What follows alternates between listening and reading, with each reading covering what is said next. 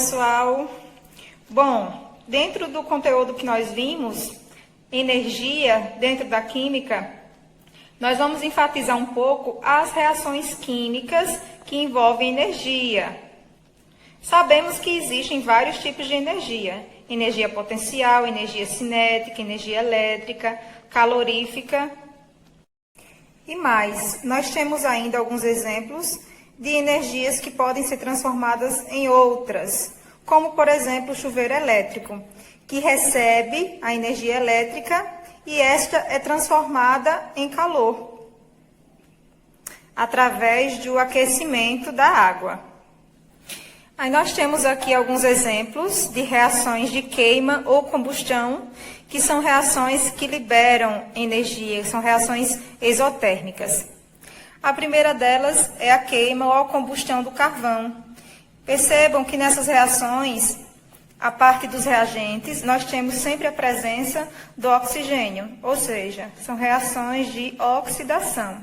Então, carbono mais oxigênio forma o gás carbônico e libera energia. O segundo exemplo é a queima da gasolina. Aqui nós temos, do lado dos reagentes, a gasolina mais o oxigênio, que são os reagentes, formando o gás carbônico, água e energia. Esse processo da queima da gasolina é um processo semelhante à nossa respiração, onde as células também recebem o oxigênio e libera o gás carbônico. Outro exemplo é a combustão do gás natural. Aqui do lado dos reagentes nós temos o metano, junto com o oxigênio, formando o gás carbônico, água e calor. Aqui agora um exemplo de equação iônica. Iônico, o nome já diz tudo, que envolve íons. Lembrando que equação química é uma forma abreviada de reação, de reações químicas. Então, no caso aqui da água, nós temos do lado dos reagentes os íons H+, e OH-, formando a água H2O.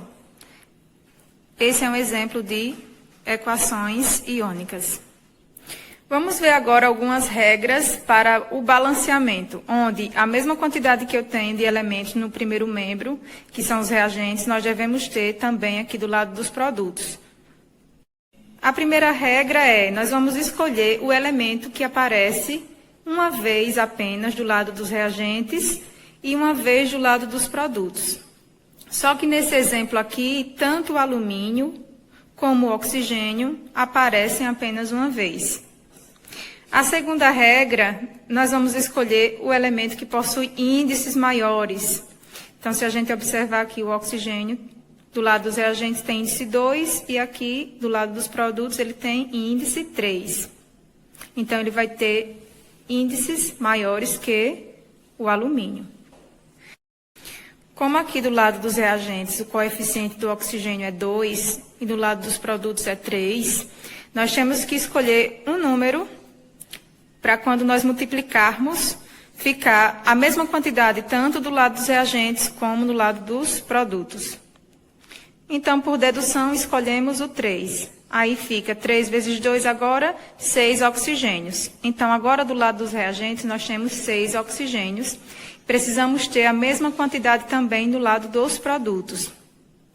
No lado dos produtos só temos 3. Então, qual o número que nós precisamos colocar aqui para ficar 6 também? Nesse caso aqui, do lado dos produtos, será 2. Pronto. Porque 2 vezes 3, 6. Então, ficou a mesma quantidade de elementos dos dois lados. Só que agora, a gente vai precisar multiplicar o alumínio. Quando a gente coloca esse 2 aqui, a gente está multiplicando o alumínio também. Então, nós ficamos do lado dos produtos com 4 alumínios, porque 2 vezes 2, 4. O que é que falta agora? Acertar a quantidade de alumínio aqui do lado dos reagentes. A gente coloca aqui o 4. Vamos ver agora a classificação das reações. O primeiro tipo é reações de síntese ou adição, onde nós temos aqui, nós podemos ter substâncias simples ou compostas, dando origem a uma única substância.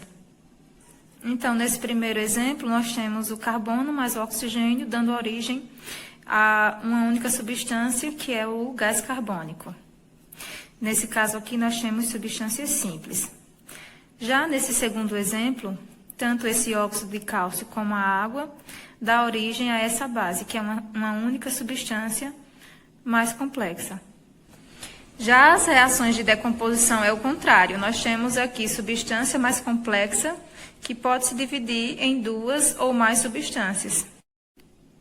Próximo tipo são as reações de simples troca, onde nós temos aqui uma substância simples, que ocupa o lugar dessa substância aqui composta, e esse membro acaba sendo transformado em substância simples. E o ferro aqui vai ocupar o lugar dele, formando a substância composta. O próximo tipo são as reações de dupla troca, onde os dois membros vão mudarem aí as posições. Ou seja, nós temos aqui um ácido HCl junto com a base, o hidróxido de sódio. E aí, vejam só o que é que vai acontecer. O cloro vai reagir com o sódio e vai formar o NaCl, que é o sal, o cloreto de sódio. E esse hidrogênio que estava aqui vai reagir com o OH, que estava nessa base, e vai formar a água.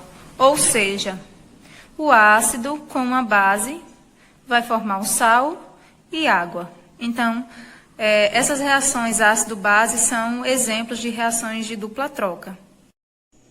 Vamos ver como é que funcionam essas reações na prática. Acompanhe o próximo vídeo.